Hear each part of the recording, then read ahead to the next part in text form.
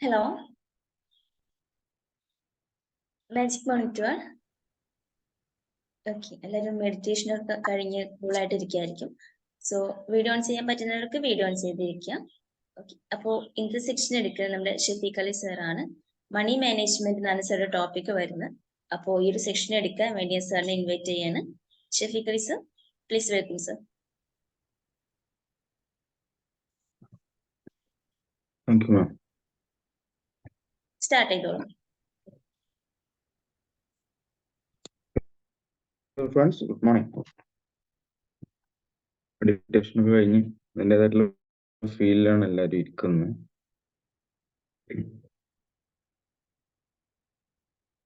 എനർജിയുടെ ലോകത്ത് ഓരോ ദിവസം ഓരോ വിഷയങ്ങൾ വെച്ച് നമ്മളിങ്ങനെ ഡിസ്കസ് ചെയ്യുന്നു, പരസ്പരം പങ്കുവെക്കുന്നു.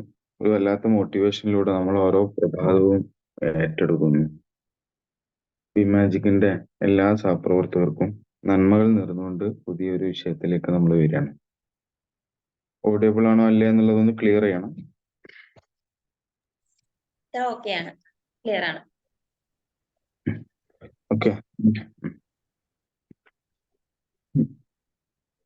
വ്യത്യസ്ത വിഷയങ്ങൾ നമ്മൾ ഇങ്ങനെ കണക്ട് ചെയ്തുകൊണ്ടിരിക്കുന്നു. ഓരോ ദിവസവും ഓരോ വിഷയത്തെ നമ്മൾ തിരഞ്ഞെടുക്കുന്നു. അതിനകത്ത് പുതിയ ചിന്തകൾ, പുതിയ അറിവ്, പുതിയ പ്രാക്ടീസുകൾ, പുതിയ കാഴ്ചപ്പാടുകൾ എല്ലാം നമ്മൾ നേടിയെടുക്കുന്നു. ഇന്ന് നമ്മൾ സെലക്ട് ചെയ്തിട്ടുള്ള വിഷയം പണം എന്നതാണ്. പണം പണം പണം ഇതാണ് ഇന്നത്തെ വിഷയം. മണി മാനേജ്മെന്റ് എന്ന് എഴുതിയതിന് ഞാൻ തൽക്കാലം മാനേജ്മെന്റ് എന്നതിനെ ഒന്ന് അകൽത്തി വെക്കുകയാണ്. പണം എന്ന വിഷയത്തെ നമുക്ക് ആദ്യം ഡിസ്കസ് ചെയ്യാമെന്ന് തോന്നുന്നു. ഞാനിത് പഠിക്കാൻ ശ്രമിക്കുന്ന സമയത്ത് പണം എന്നതൊരു വലിയ ലോകമാണ്. അത് ബോധ്യപ്പെട്ടതിന് ശേഷം പണത്തിന്റെ മാനേജ്മെന്റിലേക്ക് തിരിയണം എന്നൊരു ഫീലിങ്സ് എനിക്ക് ഉണ്ടായതുകൊണ്ട് ഞാൻ മണി എന്നതിൽ നിന്നും കുറച്ച് അകലത്തേക്ക് മാനേജ്മെന്റിനെ മാറ്റി വെക്കുകയാണ്. സമ്പത്തുമായി ബന്ധപ്പെട്ട, ധനവുമായി ബന്ധപ്പെട്ട ചില ചിന്തകളെ നിങ്ങളോട് പങ്കുവെക്കുകയാണ്. നമ്മളിപ്പോൾ ഇന്ന് ഡിസ്കസ് ചെയ്യാൻ പോകുന്നത് ഒരിക്കലും ഒരു എക്കണോമിക്സ് ക്ലാസ് ആയിട്ട് നിങ്ങൾ പരിഗണിക്കരുത്. ഇത് തുടരാൻ പറ്റുന്ന വിഷയമാണെന്നും വിശാലമായ അർത്ഥത്തിൽ നമ്മൾ ഇതിൽ ഇൻവോൾവഡ് ആവണമെന്ന തിരിച്ചറിവുമാണ് ഞാൻ ആദ്യം നിങ്ങളോട് പങ്കുവെക്കുന്നത്. മുന്നേ നമ്മളിത് ട്രെയിനിങ് കൂടിയാണല്ലോ, അതിന് മുന്നേ മറ്റൊരു രൂപത്തിൽ നമുക്ക് ഡിസ്കഷന് കൊണ്ടുപോകേണ്ടതുണ്ട്. ഞാനൊരു ക്വസ്റ്റ്യൻ എന്നുള്ള രൂപത്തിൽ ഒരു വിഷയത്തെ അവതരിപ്പിക്കുകയാണ്. ഒരു സ്റ്റോറി. പണ്ട് ഒരു നാട്ടിൽ ഒരു ചട്ടി കച്ചവടക്കാരൻ ഉണ്ടായിരുന്നു. നിങ്ങളെല്ലാവരും എന്നെ കേൾക്കുന്നുണ്ട് എന്ന് ഞാൻ ഉറപ്പുവരുത്താണ്. പണ്ട് ഒരു നാട്ടിൽ ഒരു ചട്ടിക്കച്ചവടക്കാരൻ ഉണ്ടായിരുന്നു. നമ്മുടെ നാട്ടിൻ പുറത്ത് ഒരു പെട്ടിക്കടയിലെ ചട്ടിക്കച്ചവടക്കാരനെ നിങ്ങൾ എല്ലാവരും മനസ്സിൽ കൊണ്ടുവരുന്നു എന്ന് ഞാൻ വിശ്വസിക്കുന്നു. ഇയാൾ ചട്ടി കച്ചവടം ചെയ്യുന്നത് 15 രൂപ കൊടുത്തിട്ട് അയാൾ തൊട്ടടുത്ത ടൗണിൽ പോയിട്ട് ഒരു ചട്ടി വാങ്ങുന്നു. 15 രൂപ കൊടുത്തിട്ട് തൊട്ടടുത്ത ടൗണിൽ പോയിട്ട് ചട്ടി വാങ്ങി വരുന്നു. നാട്ടിലെത്തിയിട്ട് അയാൾ 17 രൂപക്ക് ചട്ടി വിൽപ്പന നടത്തുന്നു. ഇതാണ് അയാളുടെ ബിസിനസ് പ്ലാൻ. 17 രൂപക്ക് ചട്ടി വിൽപ്പന നടത്തുന്നു. ഇതൊരു ക്വസ്റ്റ്യൻ ആണ്. ഒരു ദിവസം അയാൾ കച്ചവടത്തിന് ഒരുങ്ങി കടയൊക്കെ തുടങ്ങി ഇരിക്കുന്ന സമയത്ത് അയാളുടെ തൊട്ടപ്പുറത്തുള്ള കടകൾക്കിടയിൽ അയാൾ കുറെ വ്യത്യസ്തമായ കടകൾക്കിടയിൽ ചട്ടിയുമായി ഇരിക്കുന്ന ആളുടെ അടുത്തേക്ക് ഒരു ചെറിയ കുട്ടി വരുന്നു. ഈ ചെറിയ കുട്ടി വന്നിട്ട് ഒരു ചട്ടി വേണമെന്ന് പറയുന്നു. അയാൾ ഒരു ചട്ടി എടുത്തു കൊടുക്കുന്നു. വില എത്രയാണ്? 17 രൂപ. ബിസിനസ് കാൽക്കുലേറ്റ് ചെയ്യുന്നവർക്ക് അയാളുടെ എക്സ്പെൻസ് കാൽക്കുലേറ്റ് ചെയ്യാം. 15 രൂപക്കാണ് അയാൾ ചട്ടി വാങ്ങാറുള്ളത്. 17 രൂപക്ക് അയാൾ ചട്ടി വിൽക്കുന്നു. ചട്ടി വാങ്ങാൻ വന്ന ചെറിയ കുട്ടി അയാളുടെ കയ്യിൽ ഒരു 20 രൂപ കൊടുക്കുന്നു. 20 രൂപയുടെ നോട്ട് കൊടുക്കുന്നു. അയാൾ ബാക്കി 3 രൂപ കൊടുക്കാൻ അയാളുടെ കയ്യിൽ ചില്ലറയില്ല. അന്നത്തെ ആദ്യത്തെ കച്ചവടമാണ്. കുട്ടി അവിടെ നിർത്തിയിട്ട് അയാൾ തൊട്ടടുത്തുള്ള കടയിൽ പോയി 20 രൂപക്ക് ചില്ലറ വാങ്ങുന്നു. 20 രൂപയുടെ നോട്ട് കൊടുത്തിട്ട് 20 രൂപയുടെ ചില്ലറ കൊണ്ടുവന്നിട്ട് 17 രൂപ അയാൾ എടുത്തിട്ട് ബാക്കി 3 രൂപ അയാൾ കുട്ടിക്ക് തിരിച്ചു കൊടുക്കുന്നു. കുട്ടി ചട്ടിയുമായി സന്തോഷത്തോടെ തിരിച്ചു പോകുന്നു. കുറച്ച് കഴിഞ്ഞതിന് ശേഷം ആദ്യത്തെ കച്ചവടം എന്ന സന്തോഷത്തിൽ ഇങ്ങനെ ഇരിക്കുന്നതിനിടയിൽ തൊട്ടപ്പുറത്ത് ചില്ലറയാക്കാൻ പോയ കടക്കാരൻ വരുന്നു. അയാൾ പറയുന്നു, നിങ്ങൾ തന്ന 20 രൂപയുടെ നോട്ട് കള്ളനോട്ടാണെന്ന് പറയുന്നു. അയാളടുത്തുള്ള മറ്റൊരു 20 നോട്ട് അയാൾക്ക് തിരിച്ചു കൊടുക്കേണ്ടി വരുന്നു. എങ്കിൽ അന്നത്തെ ചട്ടിക്കടക്കാരന്റെ ലാഭമാണോ നഷ്ടമാണോ? നഷ്ടമാണെങ്കിൽ നഷ്ടം എത്രയാ എന്നതാണ് എൻ്റെ ചോദ്യം. ഞാനിത് നിങ്ങളുടെ ചിന്തയെ കൊണ്ടുവരാൻ വേണ്ടി മാത്രമാണ്. ഞാൻ ഒരിക്കൽ കൂടി ഓടിച്ചു പറയാം. ചട്ടിക്കടക്കാരൻ എന്നും ചട്ടി വാങ്ങി വിൽക്കുന്നു. അയാൾ തൊട്ടടുത്ത ടൗണിൽ പോയി 15 രൂപക്ക് ചട്ടി വാങ്ങി നാട്ടിൽ വന്ന് 17 രൂപക്ക് വിൽക്കലാണ് പതിവ്. ഒരു ദിവസം ചട്ടി വാങ്ങാൻ വന്ന കുട്ടി 20 രൂപ നോട്ട് കൊടുക്കുന്നു. അയാൾ തൊട്ടടുത്ത കടയിൽ പോയി 20 രൂപക്ക് ചില്ലറയാക്കി വരുന്നു. കുട്ടിക്ക് ബാക്കിയുള്ള 3 രൂപ തിരിച്ചു കൊടുക്കുന്നു. കുറച്ച് കഴിഞ്ഞതിന് ശേഷം അയാൾക്ക് തൊട്ടടുത്ത കടയിൽ നിന്ന് 20 രൂപ തിരിച്ചു കിട്ടുന്നത് കള്ളനോട്ടായിരുന്നു. അപ്പൊ അയാൾക്ക് മറ്റൊരു 20 രൂപ കൊടുക്കേണ്ടി വരുന്നു. ചട്ടിക്കാരന്റെ ലാഭം എത്രയാ, അല്ലെങ്കിൽ നഷ്ടമാണെങ്കിൽ നഷ്ടം എത്രയാ? ഇതാണ് ചോദ്യം. ആരെങ്കിലും 1-2 ആളുകൾ അറ്റൻഡ് ചെയ്യണം നിർബന്ധമായിട്ട്. നഷ്ടമാണെങ്കിൽ നഷ്ടം എത്ര? നമ്മൾ സമ്പത്തിനെ കുറിച്ചാണ് ഡിസ്കസ് ചെയ്യുന്നത്. ഏറ്റവും ചെറിയ ഒരു ബിസിനസ് ആണ് ഇപ്പൊ നമ്മൾ ചെയ്തിട്ടുള്ളത്. 23 രൂപ നഷ്ടം. 23 രൂപ നഷ്ടം. മറ്റാർക്കെങ്കിലും പറയാനുണ്ടോ? ഒരു ചട്ടി വേറെയും പോയി. ഒരു ചട്ടി വേറെയും പോയിട്ടുണ്ടെങ്കിൽ 23 + 15 38 ആവൂലേ?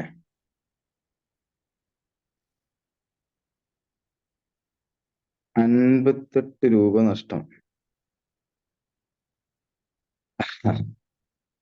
23, 38, 58.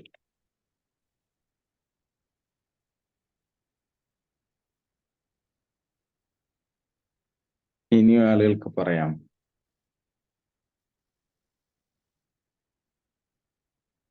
നമ്മൾ ചിന്തിക്കേണ്ടത് വളരെ ചെറിയ ഒരു മാത്തമാറ്റിക്സ് ആണ്. നമ്മൾ അടിസ്ഥാനപരമായ 17 രൂപ 35 എന്ന് സജസ്റ്റ് ചെയ്യുന്നു. 17 രൂപ സജസ്റ്റ് ചെയ്യുന്നു.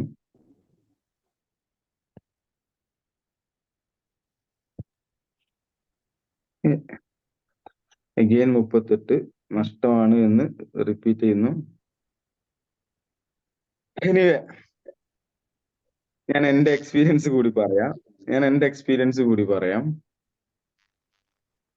ഒരു ദിവസം നഷ്ടമായി. വേറെ ആൻസർ ഞാൻ എൻ്റെ എക്സ്പീരിയൻസ് ഈ ക്വസ്റ്റ്യനെ വ്യത്യസ്തമായ ട്രെയിനിങ് പ്രോഗ്രാമുകൾ പ്രസന്റ് ചെയ്തിട്ടുണ്ട്. അതിനകത്തുനിന്ന് എനിക്ക് കിട്ടിയ ഒരു ഇൻപുട്ട് നിങ്ങളോട് പറയാം. സത്യസന്ധമായി ഏകീകരിക്കപ്പെട്ട ഒരു മറുപടി കിട്ടിയിട്ടില്ല എന്നുള്ളതാണ്. 50 രൂപയുടെ 50 ആളുകൾ പങ്കെടുക്കുന്ന ഒരു ട്രെയിനിങ് പ്രോഗ്രാമിൽ പോലും 15-ലേറെ ഉത്തരങ്ങൾ കിട്ടിയ ഒരു ക്വസ്റ്റ്യനാണ്. ഞാനത് മാറ്റി വെക്കാം. അങ്ങനെ ഒരു ചിന്തയെ കാഴ്ചപ്പാട് നിങ്ങളിലേക്ക് ഇട്ടുവന്നുകൊണ്ട് നമുക്കിത് തുടരാം. അല്ലെങ്കിൽ ആലോചനകൾ ഇനി നടക്കട്ടെ. ചട്ടിക്കച്ചവടക്കാരന് നഷ്ടം എത്ര എന്നത് 33 പുതിയ ആൻസർ വന്നിട്ടോ. ചട്ടിക്കച്ചവടക്കാർ 17, 23, 30, 33, 38, 58 ഇപ്പൊ തന്നെ കുറെ ആൻസറുകളായി. ചട്ടിക്കച്ചവടക്കാരന്റെ നഷ്ടത്തിലേക്ക് നമുക്ക് വരാം. ഞാനതോടെ സൈഡിലേക്ക് മാറ്റി വെക്കുന്നു. ഇനിയും പുതിയ ചിന്തകൾ ചില ആളുകളെ കനക്കൂട്ടനൊക്കെ ഉണ്ടാവും എന്ന് വിശ്വസിക്കാണ്. ഈ ചട്ടിക്കച്ചവടക്കാരന്റെ വീട്ടിലൊരു വിഷയം പറയാം. ഇത് മറ്റൊരു അധ്യായമാണ്. നമ്മളെ വിഷയത്തിലേക്ക് കയറാണ്. സാധാരണഗതിയിൽ നാട്ടിൻ പുറത്ത് 1035 വലിയ യന്ത്രം. ചട്ടിക്കച്ചവടക്കാരന്റെ പിന്നെ വീട്ടിലെ ഒരു സ്റ്റോറി പറയാം. ഇനിയുള്ളത് പുതിയ സബ്ജക്റ്റ് ആണ്. സാധാരണഗതിയിൽ വർഷങ്ങളായി പാരമ്പര്യമായി ചട്ടി കച്ചവടം നടത്തിയിരുന്ന ഒരു നാട്ടിലെ ഒരു കുടിൽ വ്യവസായമുള്ള പിന്നെ ഒരാളുടെ ചിത്രം എടുത്തു കഴിഞ്ഞാൽ ഒരു റോങ് സൗണ്ട് കേൾക്കുന്നത് ആർക്കാണോ? എന്റേതാണോ? ഹലോ, എല്ലാവരും മൈക്ക് ഒന്ന് മ്യൂട്ട് ചെയ്യൂ കേട്ടോ. Clear clear. നമ്മൾ പോയിന്റിലോട്ട് വരാം. ക്ലിയർ. ഇപ്പൊ ക്ലിയർ ആയിട്ടുണ്ട് സർ. ഓക്കെ. സാധാരണഗതിയിൽ 100 വർഷങ്ങൾക്കപ്പുറം തുടങ്ങി വെച്ച പാരമ്പര്യമായ ചട്ടി നിർമ്മിതിയെ പറ്റി നമ്മൾ ചിന്തിക്കാറുണ്ട്. എന്റെ വീട്ടിലൊക്കെ ചെറുപ്പത്തിലൊക്കെ ഇങ്ങനെ ചട്ടി ഇങ്ങനെ തലയിലേറ്റ് വരുമായിരുന്നു. അപ്പൊ അതിനകത്ത് ഉണ്ടാവുന്നത് ആകെ 2, 3, 4 ടൈപ്പ് ചട്ടിയാണ്. ഒരു പിന്നെ ഓട്ടടച്ചട്ടി ഉണ്ടാവും, ഒരു കുടുക്കച്ചട്ടി ഉണ്ടാവും. അങ്ങനെ സ്വാഭാവികമായും നമ്മളെ വീട്ടിൽ പണ്ട് കാലത്ത് ഉപയോഗിച്ചു പോന്നിരുന്ന ഒരു 3, 4 ടൈപ്പ് ചട്ടി. ഇതാണ് സാധാരണഗതിയിൽ ചട്ടി കച്ചവടക്കാർ വീട്ടിൽ ഉണ്ടാക്കിയിരുന്ന ചട്ടികൾ. വർഷങ്ങളായി കൈമാറി പോന്നിരുന്ന, തലമുറകളായി ചെയ്തുകൊണ്ടിരുന്ന ഒരു കുടിൽ വ്യവസായം, ഒരു പാരമ്പര്യ ബിസിനസ്സാണ് ശരിക്കും ചട്ടി കച്ചവടക്കാർ ഉണ്ടായിരുന്നത്. ഈ ചട്ടി കച്ചവടക്കാരന്റെ മകൻ പുതിയ കാലത്തെ ബിസിനസ്സിനോട് ഈ ചട്ടിയെ ചേർത്തി വെക്കാൻ വേണ്ടി ശ്രമിച്ചു ഒരു ഘട്ടത്തിൽ. ഇതുവരെ തന്റെ തലമുറകളിൽ ആരും ചിന്തിക്കാത്ത രൂപത്തിൽ അയാൾ ഇതിനെടുത്തിട്ട് ഈ ചട്ടിയിൽ കുറച്ച് ഡിസൈനുകൾ മാറ്റം വരുത്താൻ തുടങ്ങി. എന്നിട്ട് കുറേ ഐറ്റംസുകൾ ഉണ്ടാക്കി. ചെടി വെക്കാൻ ഒരു ചട്ടി, ഷോക്കേസിൽ വെക്കാൻ ഒരു ചട്ടി, ഫ്രണ്ടിനകത്ത് ഡിസൈനിങ്ങിന്റെ ഭാഗമായ ഒരു ചട്ടി, പൂവിന്റെ രൂപത്തിലുള്ള ഒരു ചട്ടി. ഇങ്ങനെ കാലം അത്രയും ചിന്തിക്കാത്ത രൂപത്തിൽ ചട്ടിയുടെ ഡിസൈനിങ്ങിൽ കുറച്ച് ക്രിയേറ്റിവിറ്റി അപ്ലൈ ചെയ്തു. ഇതിന് ഭയങ്കര മാർക്കറ്റ് കിട്ടി. അയാൾ തൊട്ടപ്പുറത്തൊരു ഷോപ്പ് ഇട്ടു. ചട്ടി ഇതുവരെ സംഭവിച്ചിരുന്നത് നാട്ടിൽ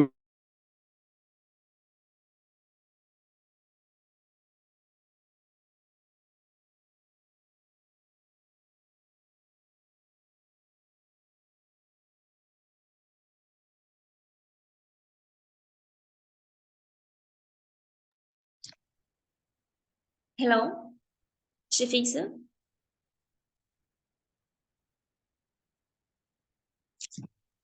നെറ്റ്വർക്ക് ഇഷ്യൂ ആണ് തോന്നുന്നു. ടീം ഒന്ന് വെയിറ്റ് ചെയ്യൂ കേട്ടോ.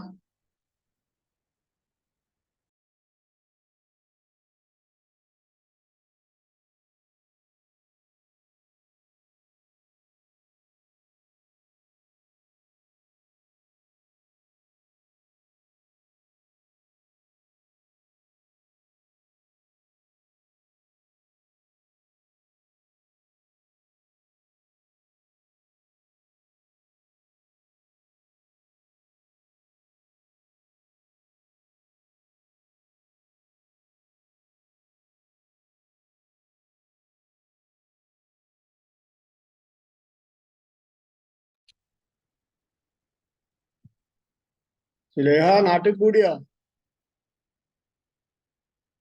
നാട്ടിലെത്തിയിട്ടില്ല. നാട്ടിലെത്തിയോ? Okay okay good. എത്തിയിട്ടില്ല സാർ, എത്തിയിട്ടില്ല. മലപ്പുറം തന്നെയാണല്ലേ. ഹലോ ഗൈസ്, എന്റെ 6 മണി ബ്രേക്ക് ആണ്. ഇപ്പൊ വൈകിട്ടുണ്ടാവുന്നതാണ്. ഇതിന്റെ ടെക്നിക്കലി പരിഹരിക്കാൻ എന്താണ് വഴി എനിക്ക് അറിയില്ല. എനിവേ, നമ്മള് ചട്ടിയിലാണുള്ളത്.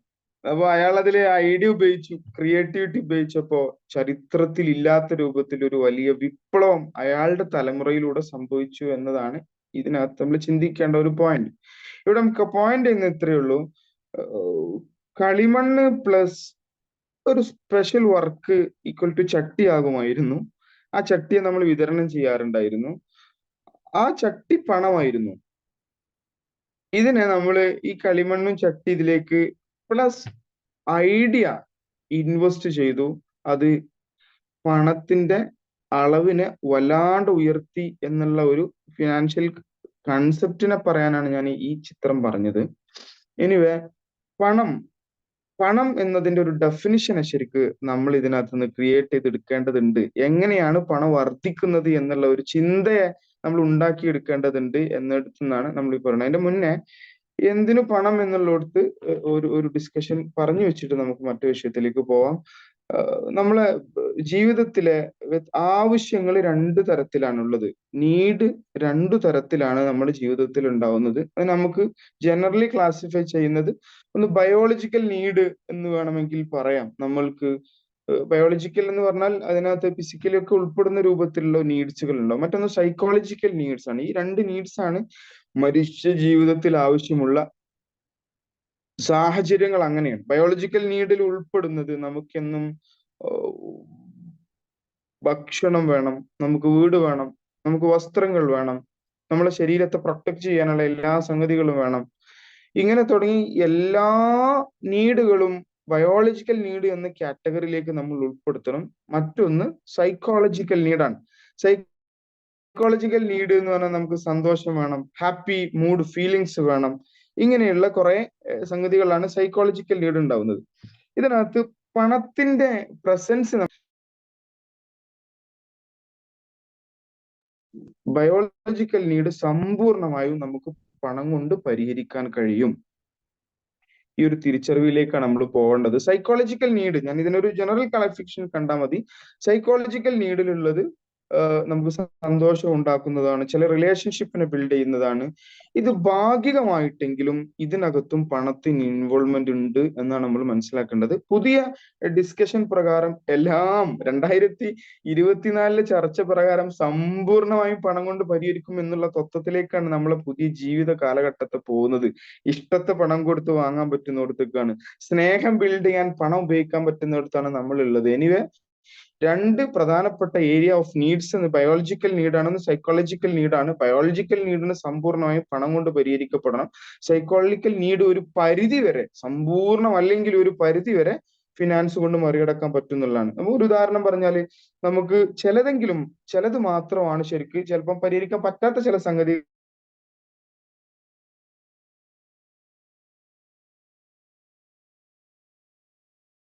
ഉണ്ടാവും. അതിന്റെ ടേംസ് മാറ്റം വാങ്ങുന്നത്, ഉറക്ക് എന്നതൊരു സൈക്കോളജിക്കൽ നീഡാണ്. അപ്പൊ ആ ഉറക്കിനെ കുറച്ചും കൂടി അടുത്തൊരു ഘട്ടത്തിലാണ് ശരിക്കും നമ്മൾ പണത്തോട് കണക്ട് ചെയ്യാൻ പറ്റുമെന്നുള്ളത്. മരുന്ന് ഒരു സൈക്കോളജിക്കൽ നീഡാണ്, പണം കൊണ്ട് വാങ്ങാൻ പറ്റുന്നതാണ്.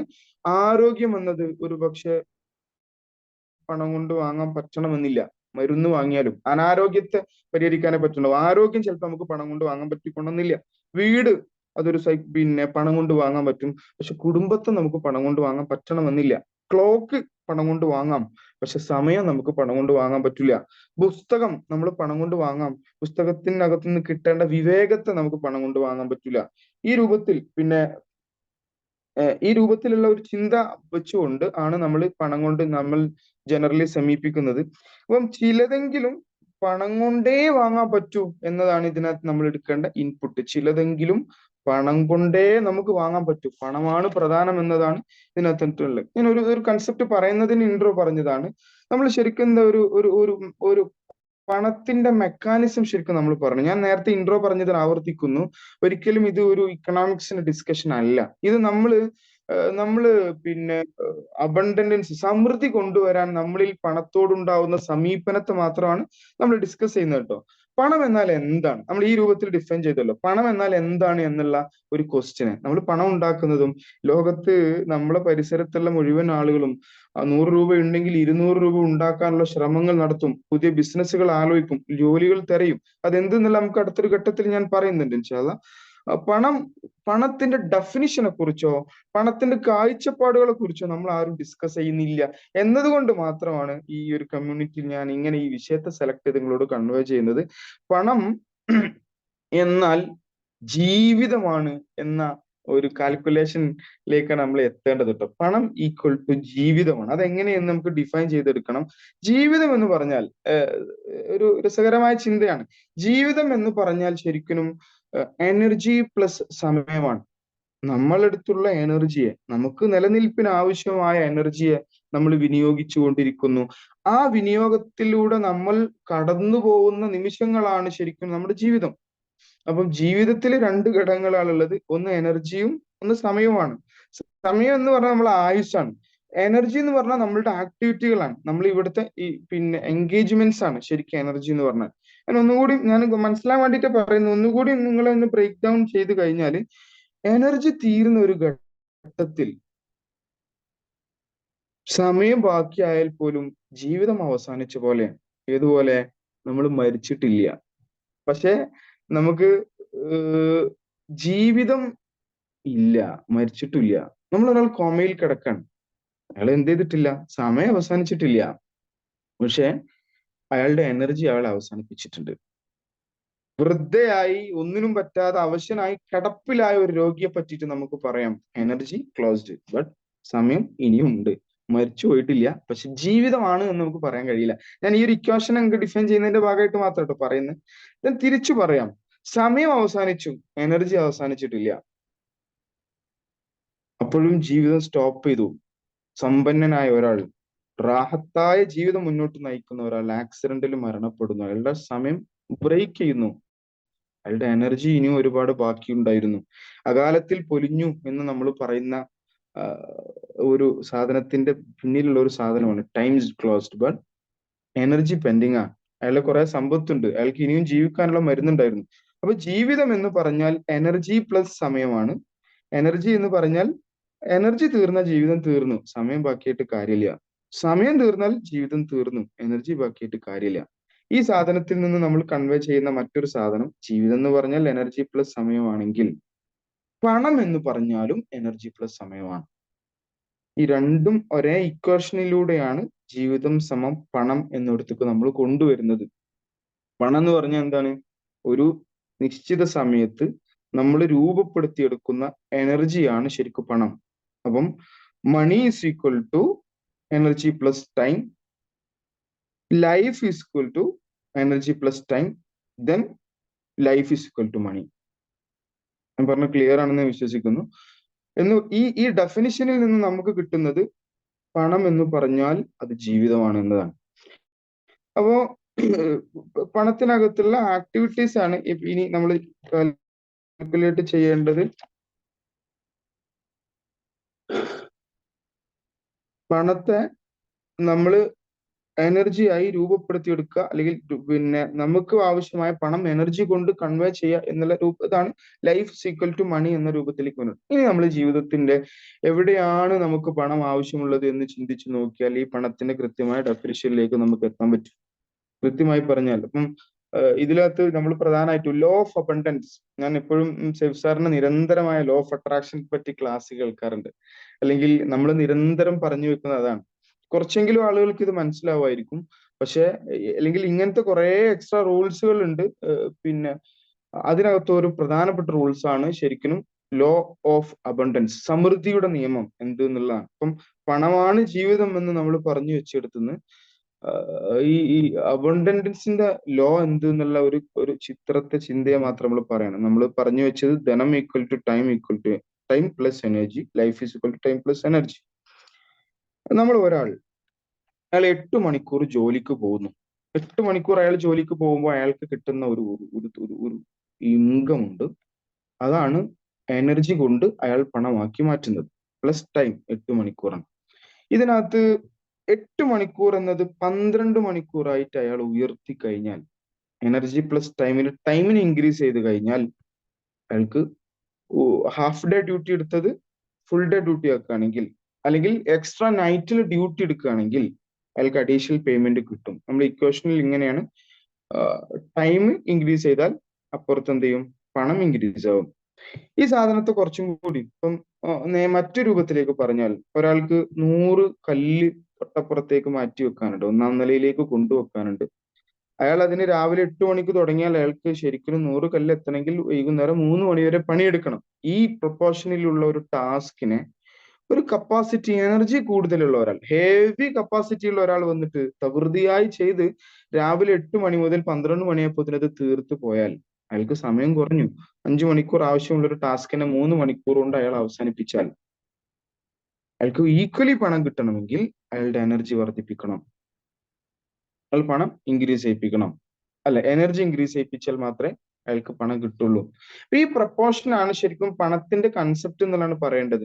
നമ്മൾക്ക് എങ്ങനെയാണ് പണം നമ്മൾ ഉണ്ടാക്കുക എന്നതിന്റെ ഒരു ഡെഫിനിഷനിലേക്ക് പോകുന്നത്. മറ്റൊരാളുടെ ആവശ്യം പൂർത്തീകരിക്കാൻ വേണ്ടി എന്താണോ നമ്മളെടുത്തുള്ളത് അതാണ് ശരിക്കും പറഞ്ഞാൽ പണം. മറ്റൊരാളുടെ ആവശ്യം പൂർത്തീകരിക്കാൻ എന്താണോ നമ്മളെടുത്തുള്ളത് അതാണ് പണം. സമൂഹത്തിന്റെ നീഡ് പൂർത്തീകരിക്കാൻ എന്തെങ്കിലും നമ്മളെടുത്തുണ്ടെങ്കിൽ നമ്മൾ സമ്പന്നനാവണം എന്നതാണ് പറഞ്ഞത്. നിങ്ങൾ ഓരോ സാധനം എടുത്ത് പരിശോധിച്ച് നോക്കും. നിങ്ങളെടുത്ത് എന്താണുള്ളത്? നിങ്ങളെടുത്ത് എന്താണ്? നിങ്ങളെടുത്ത് ഉള്ളത് പിന്നെ നിങ്ങൾക്ക് ഭക്ഷണം പാകം ചെയ്യാനുള്ള കഴിവാണുള്ളത്. നിങ്ങളൊരു കുക്കായി മാറണം. നിങ്ങളെടുത്തുള്ള നിങ്ങൾക്ക് എന്താണ്? കൈയാണോ നിങ്ങൾക്ക് സ്ട്രോങ് ഉള്ളത്? ഇപ്പൊ കാല് നിങ്ങളെടുത്തുള്ള ഒരു സാധനമാണ്. നടന്നു പോവാ നിങ്ങൾക്ക് കഴിയുന്ന ഒരു കഴിവാണ്. അങ്ങനെയാണെങ്കിൽ നടന്ന് സെയിൽ ചെയ്യുന്ന ആളുകളുണ്ട്. അല്ലെങ്കിൽ പിന്നെ പോസ്റ്റ്മാൻ ഒരു നടന്നു വർക്ക് ചെയ്യുന്ന ആളാണ്. ഇങ്ങനെ നടന്നു വർക്ക് ചെയ്യാൻ പറ്റുന്ന, അപ്പം നിങ്ങളുടെ കാലിന്റെ എനർജിയെ നിങ്ങൾക്ക് ഇൻവെസ്റ്റ് ചെയ്യാൻ പറ്റിയാൽ, അതിന് നിങ്ങൾക്ക് സമയത്തോട് കണക്ട് ചെയ്യാൻ പറ്റിയാൽ നിങ്ങൾക്ക് അത് പണമാക്കി മാറ്റാൻ പറ്റണം. പണത്തിന്റെ കൺസെപ്റ്റിനെയാണ് നമ്മൾ പറഞ്ഞു വെക്കുന്നത്. നിങ്ങളുടെ അടുത്ത് ഒരു അറിവുണ്ടെങ്കിൽ ആ അറിവ് പ്രായോഗിക തലത്തിൽ കൊണ്ടുവന്നാൽ ചിലപ്പോൾ നിങ്ങൾക്ക് പണമാക്കി മാറ്റാൻ പറ്റും. അതല്ലെങ്കിൽ നിങ്ങൾ അത് പകർന്നു കൊടുത്താൽ പണമാക്കി മാറ്റാൻ പറ്റും. എന്താണോ നിങ്ങളുടെ അടുത്തുള്ളത്, കൈയും കാലും ഉപയോഗിച്ചിട്ട് എന്തെങ്കിലും ചെയ്യാൻ പറ്റും. നിങ്ങളുടെ ശബ്ദം അത് നിങ്ങൾക്ക് എനർജി ആയിട്ട് മറ്റൊരാളുടെ ആവശ്യം പൂർത്തീകരിക്കാനുള്ള സാധനമാക്കി മാറ്റാൻ പറ്റുമെങ്കിൽ ഈക്വൽ ടു പണം. നിങ്ങൾക്കത് പണമാക്കാം. നിങ്ങൾക്ക് നല്ല പാട്ടുകാരനായി മാറാൻ പറ്റും. നിങ്ങൾക്ക് നല്ല പ്രഭാഷകനായി മാറാൻ പറ്റും. നിങ്ങളുടെ ഭാവനയെ നിങ്ങൾക്ക് ഇൻവെസ്റ്റ് ചെയ്യാൻ പറ്റുമോ? നിങ്ങളുടെ ചിന്തയെ നിങ്ങൾക്ക് ഇൻവെസ്റ്റ് ചെയ്യാൻ പറ്റുമോ? ഇത് നിങ്ങൾക്ക് പണമാക്കി മാറ്റാം. സിനിമയുടെ പിന്നിലുള്ള കാൽക്കുലേഷൻ നമുക്ക് എടുക്കാൻ പറ്റും. നിങ്ങൾക്ക് മറ്റൊരാൾക്ക് സന്തോഷം കൊടുക്കാൻ പറ്റുമോ? നിങ്ങൾക്കത് പണമാക്കി മാറ്റാം. മിമിക്രി ആർട്ടിസ്റ്റുകൾ ചെയ്യുന്നത് പമ്പ ദാരിദ്ര്യമായിരിക്കും പിന്നിലുണ്ടാവുക. പക്ഷെ അയാൾ കൈമാറുന്നത് മറ്റൊരാൾക്ക് കൊടുക്കാൻ പറ്റുന്ന സന്തോഷമാണ്.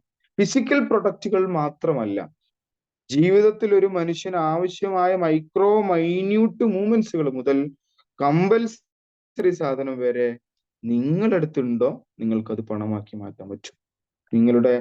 നിങ്ങൾക്ക് ഒരാളെ ഹെൽപ്പ് ചെയ്യാം. നിങ്ങൾ ചെയ്യുന്ന മുഴുവൻ ജോലിയെയും, ലോകത്തുള്ള മുഴുവൻ ഇൻകം കിട്ടുന്ന ജോലിയെയും നിങ്ങൾ ഈ രൂപത്തിലേക്ക് ചിന്തിച്ചു നോക്കിയാൽ മനസ്സിലാവും. ഡോക്ടർ ചെയ്യുന്നത് മറ്റൊരാൾക്ക് ആശ്വാസം പകരലാണ്.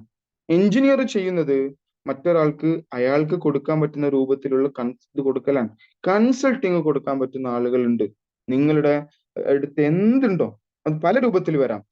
അപ്പം നിങ്ങളുടെ അടുത്തുള്ള റിസോഴ്സിനെ ഇനി നമുക്ക് ഡിസ്കസ് ചെയ്യണം. നിങ്ങളുടെ അടുത്ത് എന്താണോ ഉള്ളത് ഡിസ്കസ് ചെയ്യാം. നിങ്ങളുടെ അടുത്ത് 3 തരത്തിൽ ശരിക്കും നമുക്ക് ഫണ്ട് ഉണ്ടാക്കാൻ പറ്റുന്നതാണ് പറയാം. ഒന്ന്, പാരമ്പര്യമായി നിങ്ങൾക്ക് കിട്ടിയ കുറെ അസറ്റുകൾ ചിലപ്പോൾ നിങ്ങളുടെ അടുത്തുണ്ടാവും. മറ്റൊന്ന്, തന്ത്രപരമായി ബുദ്ധിപരമായി അല്ലെങ്കിൽ മറ്റെന്തെങ്കിലും ഉപയോഗിച്ച്, ഇപ്പൊ ലോട്ടറി എടുത്ത് ഫണ്ട് കിട്ടുന്ന ഒരാൾ, നിധി കിട്ടിയ ഒരാൾ, മറ്റേതേ രൂപത്തിൽ നിങ്ങൾക്ക് ഫണ്ട് കിട്ടണമെങ്കിൽ അതൊരു കാറ്റഗറി.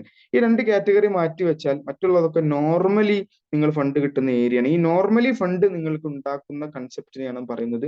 ഏതെങ്കിലും എനർജി നിങ്ങളുടെ അടുത്തുണ്ടോ, നിങ്ങൾക്കത് കൈമാറാൻ പറ്റും. അത് നിങ്ങൾക്ക് പണമാക്കി ഉപയോഗിക്കാൻ പറ്റും. ഇനി ഞാനൊരു ഇത് പറയാം.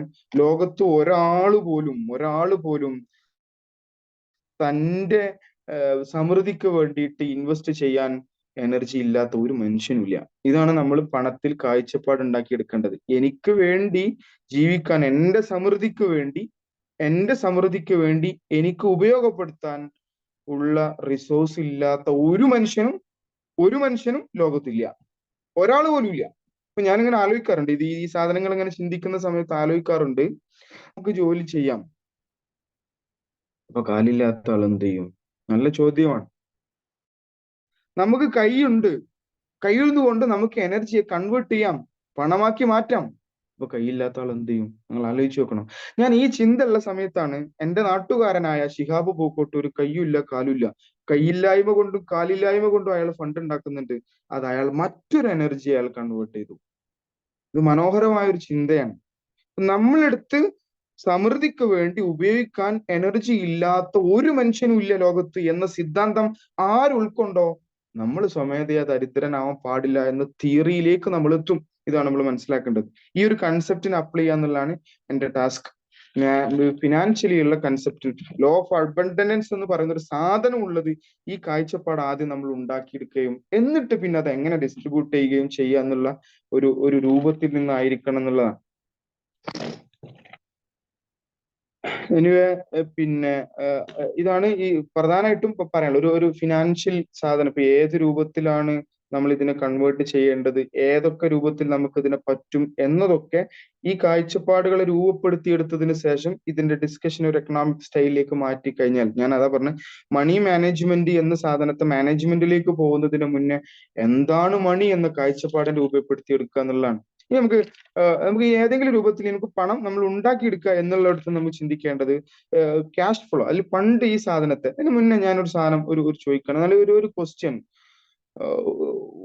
നിങ്ങളുടെ മനസ്സിൽ, ഞാൻ ഇനി പറയുന്ന ഒരു പദം, അല്ലെങ്കിൽ ഞാൻ പറയുന്ന ഒരു സാധനം നിങ്ങളുടെ മനസ്സിൽ കൊണ്ടുവന്നാൽ, ഞാൻ എക്സാമ്പിൾ മാത്രം പറയാണ്, ഞാൻ ഒറ്റയടിക്ക് സാധാരണ ഒരു ക്ലാസ്സിൽ പോകുന്നു, ഞാൻ പറയുന്ന ഒരു പദത്തെ നിങ്ങൾ 5 സെക്കൻഡ് ചിന്തിക്കണം എന്ന് ഞാൻ ടാസ്ക് കൊടുക്കുന്നു. 5 സെക്കൻഡ് ഞാൻ പറയുന്ന പദത്തെ നിങ്ങൾ മനസ്സിൽ കൊണ്ടുവരണം. എന്നിട്ട് ഞാൻ അവരോട് പറഞ്ഞ കമന്റ് 1.5 ലക്ഷം രൂപ എന്ന് പറഞ്ഞു. 1.5 ലക്ഷം രൂപ എന്ന് പറയുന്നു. 5 സെക്കൻഡ് ഓരോരുത്തരും എന്താണ് മനസ്സിൽ നിങ്ങൾക്ക് കിട്ടിയതെന്ന് ചോദിച്ചതിനകത്ത് സമ്പൂർണമായും പറയാൻ പറ്റുന്ന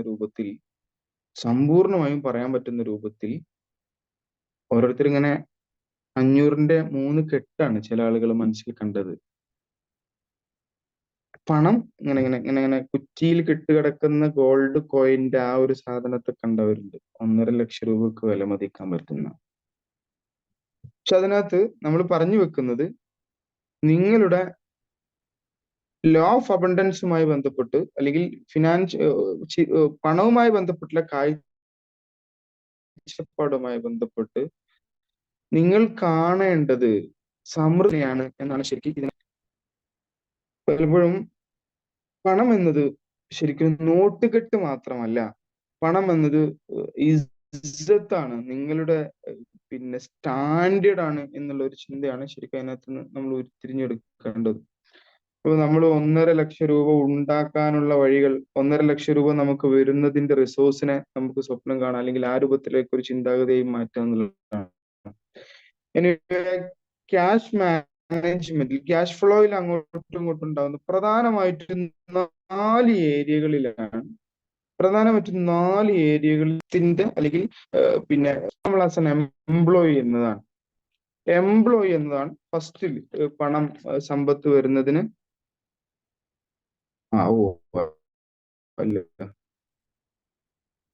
സുലൈമാൻ സാഹിബ്, സന്തോഷം. ഞാൻ എന്റെ എക്സ്പീരിയൻസിൽ പലരും നമ്മളുടെ ഒരു ചിന്താഗതിയുടെ പ്രശ്നമായതുകൊണ്ടാവണം പണം എങ്ങനെ ഉണ്ടാക്കണം എന്നുള്ള ആലോചന വന്നിട്ടുണ്ടെങ്കിൽ നമ്മൾ ആദ്യഘട്ടത്തിൽ ഫിനാൻസുമായി ബന്ധപ്പെട്ട് നമ്മൾ സെറ്റ് എന്നുള്ള ഒരു ചിന്താഗതിയാണല്ലോ നമ്മൾ ഇന്ന് ഡിസ്കസ് ചെയ്യുന്നത്. ഒന്നാമത്തെ ഫണ്ട് ഉണ്ടാക്കുന്നതിന്റെ വഴി എന്ന് പറയുന്നത് ശരിക്കും എംപ്ലോയി ആണ്. എംപ്ലോയി എന്ന് പറഞ്ഞാൽ നമ്മൾ നേരത്തെ പറഞ്ഞതുപോലെ നമ്മളൊരു റിസോഴ്സിനെ നമ്മൾ അങ്ങോട്ട് കൈമാറുന്നു, എന്തിനകത്ത് എഗെയിൻസ്റ്റ് നമ്മൾ ഫണ്ട് വാങ്ങുന്നു.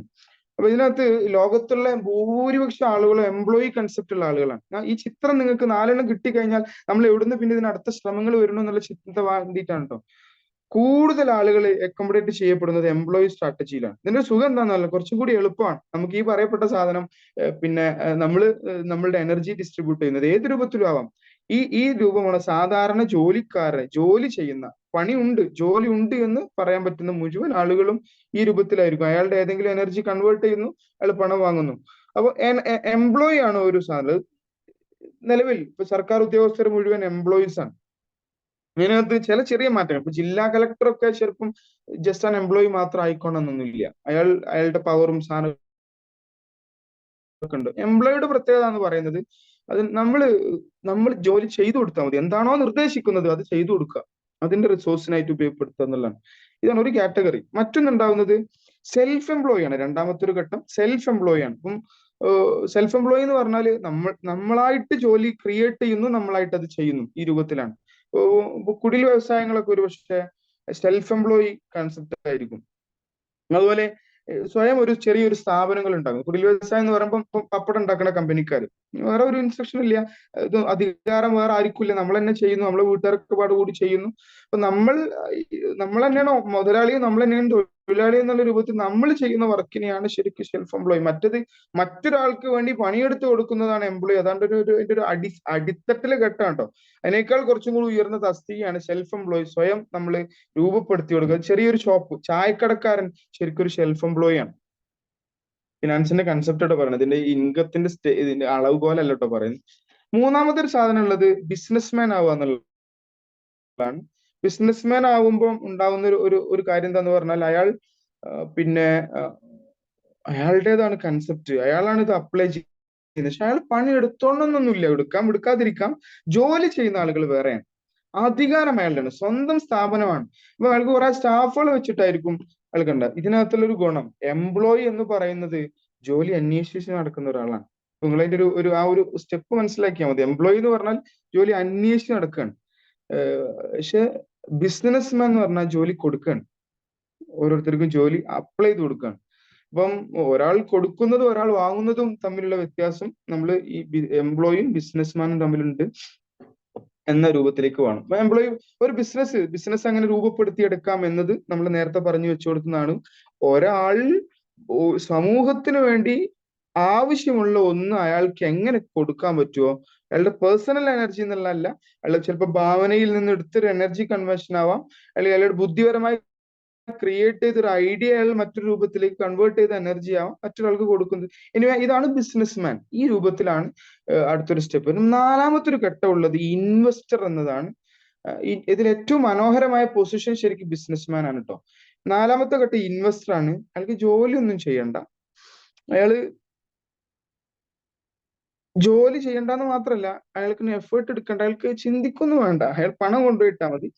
സ്വാഭാവികമായിട്ടും പണം ഉണ്ടാക്കുന്ന പദവിയാണ് ശരിക്കും ഇൻവെസ്റ്റർ എന്ന് പറയുന്നത്. പണം കൊണ്ട് പണം ഉണ്ടാക്കുന്ന നമ്മൾ എടുക്കേണ്ട പണി നമ്മളുടെ പണം ഉണ്ടാകും. അപ്പൊ അതിനാകെ വേണ്ടത് ശരിക്കും നമ്മളെടുത്ത് ആദ്യം പണം ഉണ്ടാവുക എന്നുള്ളതാണ്. നമ്മളെടുത്ത് കുറച്ച് പണം ഉണ്ടെങ്കിൽ, നമ്മൾ ജോലി ചെയ്തിട്ട് കിട്ടുന്ന റിസൾട്ടാണ് നമുക്ക് ഫിനാൻഷ്യൽ ഇൻപുട്ട് എങ്കിൽ, നമ്മൾ ജോലി ചെയ്യേണ്ട പണി നമ്മളെടുത്തുള്ള ആദ്യമുള്ള പണം എടുക്കും, നമ്മൾ വെറുതെ തന്നാൽ മതി. ഇങ്ങനെ ഒന്നുകൂടിയും ഫ്രീ ആവാം. അപ്പൊ നമ്മളെടുത്ത് ഒരു 10 ലക്ഷം രൂപ ഉണ്ടെങ്കിൽ, ഈ 10 ലക്ഷം രൂപ നമ്മൾ ഉണ്ടാക്കിയത് ശരിക്ക് നമ്മളെ എംപ്ലോയി ആയിട്ടാവാം, സെൽഫ് എംപ്ലോയി ആയിട്ടാവാം, ബിസിനസ്മാൻ ആയിട്ടാവാം. ഈ 10 ലക്ഷം രൂപ നമ്മൾ ഉണ്ടാക്കിയാൽ പിന്നെ നമ്മൾക്ക് വേണ്ടി ഈ 10 ലക്ഷം രൂപ പണിയെടുക്കുന്നു. പണത്തിന് വേണ്ടി പണിയെടുത്ത് നമുക്ക് വേണ്ടി പണം ഉണ്ടാക്കുന്നതാണ് ശരിക്കും ഇൻവെസ്റ്റർ എന്ന ഡെസ്റ്റിനേഷൻ. ഏറ്റവും സേഫ് ആയിട്ടുള്ളൊരു പദവിയാണ്. അപ്പൊ ഈ 4 സ്റ്റെപ്പ് നമ്മൾ മനസ്സിലാക്കുകയും ഈ സ്റ്റെപ്പിൽ നമ്മൾ എവിടെ നിൽക്കുന്നു എന്ന് കാൽക്കുലേറ്റ് ചെയ്യുകയും ഇതിനകത്ത് വളരെ സേഫ് സോൺ ആയിട്ട് ഇൻവെസ്റ്റർ പദവിയിലേക്ക് എത്താൻ ഞാൻ ഇനിയും കുറെ സമ്പാദിക്കേണ്ടിയിരിക്കുന്നു എന്ന കോൺസെപ്റ്റ് ഉണ്ടാക്കിയെടുക്കുക എന്നുള്ളതാണ്. 1 2 3 4 employee, self employee, businessman, investor. ഈ സാധനത്തിന് പ്രത്യേകത, ഒന്ന് ഏറ്റവും കൂടുതലുള്ളത് എംപ്ലോയി ആണ്. പിന്നെ ഇങ്ങനെ കുറഞ്ഞു വരാണ്. കുറച്ചും കൂടി കുറവാണ് ബിസിനസ്മാൻമാര്, അതിൽ കുറച്ചും കൂടി കുറവാണ് ഇൻവെസ്റ്റേഴ്സ്. പക്ഷെ ഇതിനിൽ തന്നെ ഒരു ബെനിഫിറ്റ്സ് കൂടി വരികയാണ്. ബെനിഫിറ്റ്സ് ഏറ്റവും കൂടുതൽ കിട്ടുന്നത് വലിയ സമ്പന്നരാകുന്ന രൂപത്തിലാണ്. അതുപോലെ റിസ്കുകൾ കുറഞ്ഞു വരികയാണ്. റിസ്ക് പണി ഇല്ലാണ്ടാവണം. ആദ്യത്തെ ആള് 8 മണിക്കൂർ കൃത്യമായിട്ട് പണിയെടുക്കണം. രണ്ടാമത്തെ ആള് പണിയെടുക്കണം, പക്ഷെ തോന്നുമ്പോൾ ചെയ്താൽ മതി, അല്ലെങ്കിൽ 4 മണിക്കൂർ വൃത്തി പോവാം. മൂന്നാമത്തെ ആള് പണി എടുക്കണ്ട, പക്ഷെ എടുപ്പിക്കണം. നാലാമത്തെ ആള് പണിയെടുക്കും വേണ്ട, എടുപ്പിക്കും വേണ്ട. ഈ ഒരു ഫ്ലോ നമ്മൾ മനസ്സിലാക്കിയാൽ മതി. മറ്റൊന്നല്ല റെസ്പോൺസിബിലിറ്റി സൈഡാണ്. ശരിക്കും എംപ്ലോയിനെ സംബന്ധിച്ചിടത്തോളം പിന്നെ റെസ്പോൺസിബിലിറ്റി ഒന്നും ഇല്ല.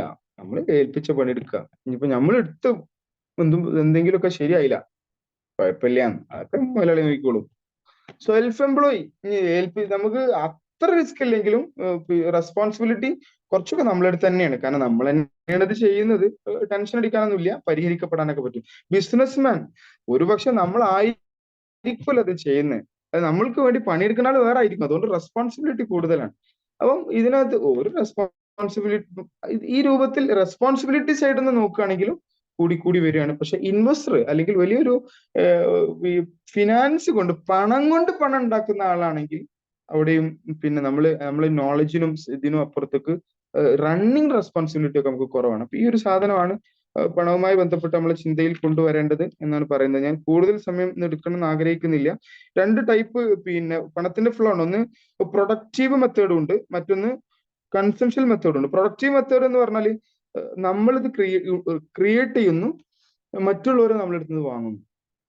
പണത്തിന്റെ ട്രാൻസാക്ഷനിൽ മറ്റുള്ളവർ നമ്മളെടുത്ത് നിന്ന് വാങ്ങുന്നു, നമ്മൾ ഇത് പ്രൊഡക്റ്റ് ചെയ്യുന്ന ആൾക്കാരാണെങ്കിൽ ഇതാണ് ഒരു സാധനം. മറ്റൊന്ന് നേരെ തിരിച്ചും, നമുക്ക് ആവശ്യമുള്ളതൊക്കെ നമ്മൾ നിലവിൽ നമ്മൾ പണം കൊടുത്ത് പർച്ചേസിങ്, ഇപ്പം ഒന്ന് സെയിൽസ് ആണ്, പ്രൊഡക്റ്റീവ് സാധനം ഒന്ന് സെയിൽസ് ആണ്. മറ്റുള്ളവർ നമ്മളെടുത്ത് നിന്ന് വാങ്ങി പോകുന്ന ഒരു സാധനത്താണ് പ്രൊഡക്റ്റീവ് മെത്തേഡ് വരിക. പർച്ചേസ് ചെയ്യാൻ നമുക്ക് ആവശ്യമുള്ളതൊക്കെ നമ്മൾ റിസോഴ്സിനെ പറ്റി ഡിസ്കസ് ചെയ്യുമ്പോൾ നമുക്ക് ആവശ്യമുള്ളതൊക്കെ നമ്മൾ പോയിട്ട് ഇങ്ങനെ അപ്പുറത്ത് പോയിട്ട് വാങ്ങുകയാണെങ്കിൽ നമുക്ക് ഇതിനകത്ത് ഫിനാൻഷ്യൽ ലോസ് ആണ് വരിക. കൺസെപ്ഷൻ മെത്തേഡ് എന്നുള്ള രൂപത്തിലേക്ക് നമ്മൾ പോകുന്ന സമയത്ത് നമ്മളടുത്തുള്ള എനർജിയെ നമ്മൾ ഇങ്ങനെ ചെലവാക്കുന്ന രൂപത്തിലേക്കായിരിക്കും പോകുക എന്നുള്ളതാണ്. 3 ടൈപ്പ് സാധനം ഒരു കൺസെപ്റ്റ് കൂടി പറഞ്ഞ് ഞാൻ അവസാനിപ്പിക്കുകയാണ്. ഒന്ന്, സർവൈവൽ മെത്തേഡ് ആണ് ശരിക്കും. ഇപ്പൊ പണമാണ് ജീവിതം എന്ന് പറഞ്ഞു കൊടുത്തുള്ള ചില ചിന്തകളാണ് നമ്മൾ ഇങ്ങനെ കൊണ്ടുവന്നത്. ഒരു കോംബോ സാധനത്തെ നമ്മൾ പറഞ്ഞു വെക്കുന്നത്. സർവൈവൽ മെത്തേഡ് ആണ് ശരിക്കും ഫസ്റ്റ് പണത്തിന്റെ നീഡുമായി ബന്ധപ്പെട്ടുള്ള സംസാരിക്കുന്നത്. നമ്മൾ നിലനിൽപ്പിന് ആവശ്യമായ അടിസ്ഥാനപരമായ കുറെ സാധനങ്ങളാണ് സർവൈവൽ മെത്തേഡിൽ ശരിക്കും. നമുക്ക് ഭക്ഷണം വേണം, പാർപ്പിടം വേണം, നമുക്ക് ശ്വസിക്കാനുള്ള നല്ല അന്തരീക്ഷം വേണം, ശാന്തമായ പരിസരം വേണം. ഇങ്ങനെയൊക്കെയുള്ള ഒരു ജീവിക്കാൻ പോയ ഒരു സാധനം. ഈ സാധനത്തെ ഇപ്പൊ ഉദാഹരണം പറഞ്ഞാൽ ഈ സാധനം ചിലപ്പോൾ ഓട്ടോമാറ്റിക്കലി ക്രിയേറ്റ് ചെയ്യപ്പെടും. ഇപ്പം നമ്മൾ മനുഷ്യരാണ്, മനുഷ്യരല്ലാത്ത മുഴുവൻ ആളുകൾക്ക് ഈ സാധനമൊക്കെ വേണമല്ലോ, റിസോഴ്സ് വേണമല്ലോ. ഇപ്പൊ മൃഗങ്ങളൊക്കെ അവർക്ക് ഭക്ഷണം എവിടുന്നു എന്ന് പറഞ്ഞാൽ കിട്ടുന്നുണ്ട്, വെള്ളം കിട്ടുന്നുണ്ട്, വായു കിട്ടുന്നുണ്ട്. ഇതിനൊരു അതൊരു ജനറലി ആ സാധനം അപ്ലിക്കബിൾ ആണ്. അതേസമയം നമ്മൾ കുറച്ചും കൂടി മുന്നോട്ട് പോയാൽ ആവശ്യങ്ങൾക്ക് നമ്മൾക്ക് വേണ്ട ഇപ്പം ആഗ്രഹങ്ങളിലേക്ക് നമ്മൾ പോകുന്നുള്ളതാണ്. നമ്മൾ കുറച്ചും കൂടി ചിന്തകൾ കൂടി അപ്ലൈ ചെയ്യുന്നതുകൊണ്ട് മനുഷ്യന്മാര് എന്ന് പറഞ്ഞാൽ കുറച്ചും കൂടി ആർട്ടിഫിഷ്യൽ നീഡ്സ് കൂടി ഉൾപ്പെടുന്നത് കൊണ്ടാണ് ഇതിനകത്ത് വ്യത്യസ്തരാകുന്നത്. നമുക്കെല്ലാം കുറച്ചും കൂടി നമ്മളുടേതായിട്ടുള്ള അപ്ലിക്കേഷൻ ഉൾപ്പെടുത്തും, പ്രകൃതിദത്തമായ ചിന്തയിൽ നിന്ന് മാറ്റിയാൽ. അപ്പം സർവൈവൽ മെത്തേഡിൽ നിന്ന് മാറി മറ്റൊരു സാധനം നമ്മള് ഒരു സർവൈവൽ മെത്തേഡ് മാറി കുറച്ചും കൂടി നമ്മളുടെ ആഗ്രഹങ്ങളോട് അപ്ലൈ ചെയ്യുന്ന രൂപത്തിലേക്ക് നമുക്ക് ഇതിനെ കൺവേർട്ട് ചെയ്യാം. പിന്നെ അത് കഴിഞ്ഞ് അടുത്തൊരു സ്റ്റെപ്പ് ലക്ഷറീസ് ലൈഫിലേക്ക് നമ്മൾ പോകുന്നു. അപ്പം ലക്ഷറി ലൈഫ് ആകുമ്പോൾ സമയത്ത് നമ്മൾ പിന്നെ കുറച്ചും കൂടി സമ്പത്ത് കൂടി നമ്മൾ എല്ലാം അനാവശ്യങ്ങളിലേക്കൊക്കെ പോയി തുടങ്ങുന്നു. ഇതൊക്കെ കഴിഞ്ഞിട്ട് ഇതൊക്കെ മതിയാവുന്ന ഒരു ഘട്ടം വന്നാൽ പിന്നെ നമുക്ക് ഇതിനകത്ത് ലൈഫ് തന്നെ എന്താണ് പിന്നെ നമ്മൾ വിചാരിക്കുന്ന രൂപത്തിലേക്കൊന്നും അല്ലാതെ നമുക്ക് അനാവശ്യങ്ങളും കൂടി സംഭവിക്കുന്ന രൂപത്തിലേക്കൊക്കെ സമ്പത്ത് വരികയും തീരുകയും ചെയ്യും. അപ്പം ഇവിടെ നിന്നാണ് ശരിക്കും നമ്മൾ ഇനി മണി മാനേജ്മെന്റ് എന്നുള്ള കൺസെപ്റ്റിനെ നമ്മൾ ഡിസ്കസ് ചെയ്യേണ്ടത്. ഇതുവരെ നമ്മൾ മണിയുമായി ബന്ധപ്പെട്ടുള്ള സാധനങ്ങൾ പറഞ്ഞു. മണി മാനേജ്മെന്റിലേക്ക് ഇനി നമ്മൾ പോവേണ്ടത് ഈ ഒരു പോയിന്റിൽ നിന്നുകൊണ്ടാണ്. അപ്പം ഇതിനകത്ത് സർവൈവൽ മെത്തേഡ് നിന്ന് നമ്മൾ ആവശ്യങ്ങൾ മാത്രം നിറവേറ്റുന്നിടത്തും ഇതിനകത്ത് നമ്മൾ കപ്പാസിറ്റിക്ക് അനുസരിച്ച് മാത്രം കയറി പോവുക എന്നുള്ള ചിന്ത വെച്ചാൽ മതി. ഇനി ഒരു സാധനം അതിനകത്ത് മണി മാനേജ്മെന്റുമായി ബന്ധപ്പെട്ട് ചിന്തിക്കുമ്പോൾ നമുക്ക് കിട്ടുന്ന ആൻസറുകൾ ഒരു അടിസ്ഥാനപരമായ എന്തെങ്കിലും ഔട്ട്പുട്ട് എന്നുള്ള നിലക്ക് പറയാം. നമ്മളെ പിന്നെ ശരിക്കും ഈ സമ്പത്ത് എന്നുള്ള റിസോഴ്സിനെ നമ്മൾ ചിന്തിപ്പിക്കുന്നിടത്ത് കുറെ ഘടകങ്ങളും അനാവശ്യമായ ചിന്തകൾ വന്നിട്ട് നമ്മൾ അപകടത്തിലാവുന്നു എന്നുള്ളതിലേക്ക് സാധാരണക്കാരായ ആളുകള് പണം മോടി സമ്പത്ത് കൊണ്ടുണ്ടാകുന്ന ചില ദുശീലങ്ങൾ ഉണ്ട് എന്നുള്ള ഒരു ജനറലി നമ്മളൊക്കെ ഉൾപ്പെടുന്ന കുറെ ചിന്തകളും കൂടി പറഞ്ഞു വെച്ചിട്ട് ഞാൻ അവസാനിപ്പിക്കും. അതിലൊന്ന്, ഏറ്റവും കൂടുതൽ ഇന്ത്യയിലുള്ള ജനങ്ങൾക്കുള്ള ഒരു അപകടമായിട്ട് ശരിക്കും നോട്ട് ചെയ്യപ്പെട്ട ഒരു സാധനമാണ് വിവാഹധൂർത്ത്. ഇന്ത്യയിൽ ഏറ്റവും കൂടുതൽ ആളുകൾ ഇടപെടുന്ന ഒരു മേഖലയാണ് വിവാഹധൂർത്ത്. അപ്പം അത്തരം ചില സാധനങ്ങൾ നമ്മളുടെ നീഡും നമ്മുടെ സർവൈവൽ നമ്മളെ മോഡും ഏത് തസ്തികയിലാണ് നമ്മൾ ഡിഫൈൻ ചെയ്യാത്തത് കൊണ്ട് മാത്രം നമ്മൾ അനന്തമായി ഇടപെടുന്ന കുറെ പ്രശ്നങ്ങൾക്കുണ്ട്. മറ്റൊരു സാധനങ്ങളൊക്കെ എക്സ്പെൻസുമായി ബന്ധപ്പെട്ട് നമ്മൾ ഈ ഫുഡിന്റെ വിഷയങ്ങളിലൊക്കെ ഇപ്പം പുറത്തുനിന്ന് ഭയങ്കരമായിട്ട് ഔട്ട്സൈഡ് ഫുഡ് കൊണ്ടുവന്ന് നമ്മളുടെ ജീവിതത്തിന്റെ ഒരു ഭാഗമാക്കി മാറ്റുന്നത് കൊണ്ടുണ്ടാകുന്ന അവിടെയൊക്കെ നമ്മൾ സർവൈവൽ മോഡിലാണോ നമ്മൾ ഏത് മോഡിലാണ് എന്നുള്ളത് ക്ലിയർ ചെയ്തിട്ട് മാത്രമാണ് ശരിക്കും ചെയ്യേണ്ടതെന്നുള്ളതാണ്. കുറച്ചും കൂടി ഈ സാധാരണക്കാരായ ആളുകൾ ഫിനാൻഷ്യൽ ബ്ലോക്കിംഗ് വരാൻ വേണ്ടിയിട്ട് ചെയ്യേണ്ട ഒരു സാധനമായിട്ട് പറയുന്നത് ഓൺലൈൻ പർച്ചേസിംഗ് ഒക്കെ ശരിക്കും നമ്മളുടെ ചിന്തയെ ബ്രേക്ക് ചെയ്യുന്നുള്ളതാണ് പറയാം. ഓൺലൈൻ പർച്ചേസിംഗിന്റെ പ്രശ്നം നമ്മൾക്ക് അമിതമായ പ്രേരണ വരും എന്നതാണ്. നമ്മളുടെ പൊസിഷൻ മറന്ന് നമ്മൾ ചെയ്യുന്നുള്ളതാണ്. മറ്റൊരു ചിന്ത നമ്മൾ വരേണ്ടത് നമ്മൾ 10% ഒക്കെ ഉണ്ടെങ്കിലാണ് ശരിക്കും നമ്മൾ 2 ലക്ഷം രൂപയുടെ ഒരു കാർ എടുക്കണമെങ്കിൽ നമ്മളടുത്ത് 20 ലക്ഷം രൂപ ഒക്കെ ഉള്ള ഒരു സമയത്താണെങ്കിലേ പാടുള്ളൂ എന്നാണ് ഈ കാഴ്ചപ്പാടിൽ നിന്നുകൊണ്ട് പിന്നെ രൂപപ്പെടുത്തിയെടുത്ത കുറെ ആളുകളുടെ അഭിപ്രായങ്ങൾ കോൺട്രിബ്യൂട്ട് പറയാനുണ്ടോ. മറ്റൊന്ന്, ഡ്രീമിന് വേണ്ടിയിട്ട് നമ്മൾ ലോണുകളൊന്നും എടുക്കാൻ പാടില്ല. നമ്മൾ സർവൈവലിന് വേണ്ടിയിട്ട് മാത്രം ലോൺ എടുത്താൽ മതി എന്നുള്ളതാണ്. എല്ലാവർക്കും ഒന്നും ഉൾക്കൊള്ളാൻ പറ്റുന്ന ചിന്തയൊന്നും അല്ല. അത്യാവശ്യങ്ങൾക്ക് വേണ്ടി മാത്രമാണ് ലോൺ എടുക്കുന്നത്. കാരണം ലോൺ എന്നുള്ള കൺസെപ്റ്റ് മണി ചിന്തയുമായി ബന്ധപ്പെട്ട് ഒരു നെഗറ്റീവ് പൊസിഷനിലാണ് കൊണ്ടേക്കുന്നത്. ഇപ്പൊ ഞാൻ ഉൾപ്പെടെയുള്ള ആളുകൾ, അല്ലെങ്കിൽ നമ്മളിൽ പലരും ലോണിനെ നന്നായിട്ട് പ്രൊമോട്ട് ചെയ്ത് ചിന്തിക്കുന്ന ആളുകളാണ്. ഫിനാൻഷ്യൽ മാനേജ്മെന്റിന് കാഴ്ചപ്പാടുകളും ഈ സാധനമൊക്കെ കൺവേ ചെയ്യുന്നിടത്ത് ലോണിനെ വളരെ നെഗറ്റീവായിട്ടാണ് അപ്ലൈ ചെയ്യുന്നതാണ് എനിക്ക് കിട്ടിയൊരു ഇൻപുട്ട് പറയാം. കടമില്ലാതെ ജീവിക്കുക എന്നുള്ളൊരു ആലോചന നമ്മുടെ മനസ്സിൽ എപ്പോഴും കൊണ്ടുവരിക എന്നുള്ള ഒരു പോയിന്റുകൾ പറയുന്നുണ്ട്. അതുപോലെ ബ്രാൻഡഡ് കൺസെപ്റ്റ്, നമ്മള് ബ്രാൻഡഡ് കൺസെപ്റ്റുകളെ പിന്നെ നമ്മൾ ശരിക്കും നമ്മൾക്ക് ഫിനാൻഷ്യൽ ട്രാപ്പാണ് എന്നുള്ള തിരിച്ചറിവിലേക്ക് പോകും. നമ്മൾ സമയം അവസാനിച്ചിട്ടുണ്ട്, ഞാൻ 1 മിനിറ്റ് കൊണ്ട് അവസാനിപ്പിക്കാം. അതുപോലെ പിന്നെ നമ്മൾ ചില പർച്ചേസിങ്ങിനൊക്കെ പോകുന്ന സമയത്ത് ഈ ലിസ്റ്റ് ഇല്ലെങ്കിൽ, ലിസ്റ്റ് ആക്കിയിട്ട് പർച്ചേസിങ്ങിന് പോയാൽ അൺകൺട്രോൾ സാധനത്തിലേക്ക് നമ്മൾ വരും എന്നതൊക്കെയാണ് പൊതുവെ പറയാനുള്ളത്. എനിവേ, ഇന്ന് പറഞ്ഞു വെച്ചത് ഫിനാൻസിന്റെ, മണിയുടെ, ധനത്തിന്റെ, സമൃദ്ധിയുടെ ഒരു ആലോചനയും ചിന്തയുമാണ്. ഇനി മണി മാനേജ്മെന്റ് നമുക്ക് അടുത്തൊരു ഘട്ടത്തിൽ ഇൻഷാല്ല ഡിസ്കസ് ചെയ്യാം. നമുക്ക് കിട്ടുന്ന ഇൻപുട്ടിനെ, ഇൻകത്തെ എങ്ങനെയാണ് നമ്മൾ ബ്രേക്ക് ഡൗൺ ചെയ്യേണ്ടത്. ഉദാഹരണം പറഞ്ഞാൽ 3 പോയിന്റുകൾ ഉണ്ട്. ഒന്ന്, നമ്മള്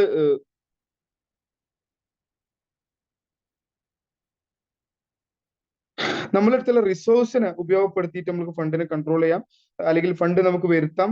മറ്റൊന്ന്, നമ്മളടുത്ത ലീക്കേജിനെ തടയുക എന്നുള്ള രൂപത്തിലേക്ക് നമ്മളടുത്ത് പോകുന്ന കൊഴിഞ്ഞുപോക്കിനെ എന്തൊക്കെയാണ് ഈ പറയപ്പെട്ട പോയിന്റ്സുകൾ ഉപയോഗിച്ച് തടയാന്നുള്ളതുണ്ട്. പിന്നെ നമ്മൾ ഉത്തരവാദിത്തങ്ങൾ നിറവേറ്റപ്പെടുന്ന മണി ഇതുമായി ബന്ധപ്പെട്ട ഉത്തരവാദിത്തങ്ങൾ നിറവേറ്റപ്പെടേണ്ട കുറെ പോയിന്റ്സുകൾ ഉണ്ട്. ഫോർ എക്സാമ്പിൾ, നമ്മൾ ശരിക്കും ദാനം ചെയ്യാൻ നമ്മൾ നിർബന്ധമായിട്ട് ബാധ്യസ്ഥരാവണം എന്നുള്ള രൂപത്തിലേക്ക് സോഷ്യൽ കമ്മിറ്റ്മെന്റുമായി ബന്ധപ്പെട്ടുള്ള കുറച്ച് പോയിന്റ്സുകൾ ഉണ്ട്. ഈ സാധനമൊക്കെ കഴിഞ്ഞാൽ കൃത്യമായിട്ടും എങ്ങനെയാണ് മണി മാനേജ്മെന്റ്, ഇതിന്റെ നമ്മളെടുത്ത് ഫണ്ട് കിട്ടുന്നു, വരുന്നു, ഇതിന്റെ അടുത്തൊരു സ്റ്റെപ്പ് എന്നുള്ള രൂപത്തിൽ അത് ഇത്ര പെർസെന്റേജ് നമ്മൾ ഇതിനെ വിനിയോഗിക്കണം, അല്ലെങ്കിൽ ഇതിനെ ഈ രൂപത്തിൽ തന്നെ ജേണൽ എഴുതണം, അല്ലെങ്കിൽ ഈ കാൽക്കുലേഷൻ നമ്മൾക്ക് വേണം, ഓഡിറ്റിംഗ് നമുക്ക് വേണം എന്ന് പറഞ്ഞ ഒരു കുറച്ചും കൂടി എക്കണോമിക്സ് ടച്ച് ഉള്ള ഒരു മണി മാനേജ്മെന്റുമായി ബന്ധമുള്ള സെഷൻസ് ഇൻഷാല്ലാ നമുക്ക് പിന്നീട് ഒരു ഘട്ടത്തിൽ ചെയ്യാം. ഇപ്പം കാഴ്ചപ്പാടുകൾ മാത്രമാണ് പറഞ്ഞത്. ഞാൻ മനസ്സിലാക്കുന്നത് 5 മിനിറ്റിലധികം എന്റെ സമയം അധികരിച്ചിട്ടുണ്ട്. Really sorry. എന്തെങ്കിലും അഭിപ്രായങ്ങൾ പറയുകയാണെങ്കിൽ ഉടനെ പറയാൻ, അല്ലെങ്കിൽ സ്റ്റോപ്പ് ചെയ്യാം.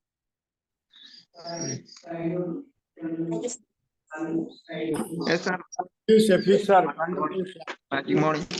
വളരെ wonderful section. വളരെയധികം ഇഷ്ടപ്പെട്ട ക്ലാസ്. പണത്തിനെ പറ്റിയുള്ള വ്യത്യസ്തമായ ഒരു കാഴ്ചപ്പാട്, സൈക്കോളജി ഓഫ് മണിയിലെ കുറെ കാര്യങ്ങൾ എല്ലാം കൂടെ ഉൾപ്പെട്ടുകൊണ്ട് നന്നായിട്ടുണ്ട്. Thank you very much sir. Thank you sir.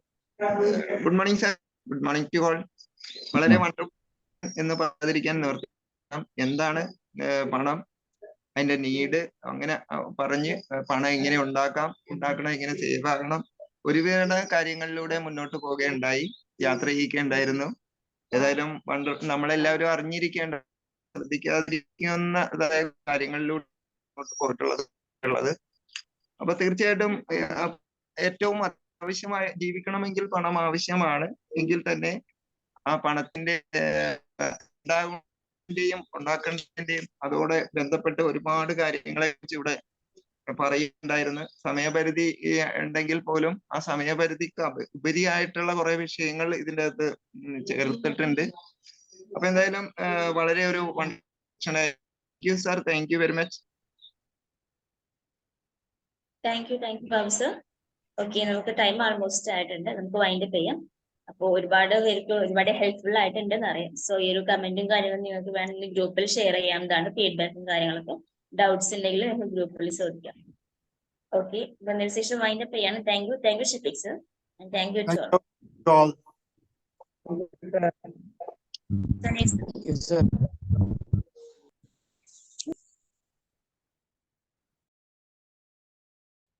Thank you, Shafiq sir. Thank you all.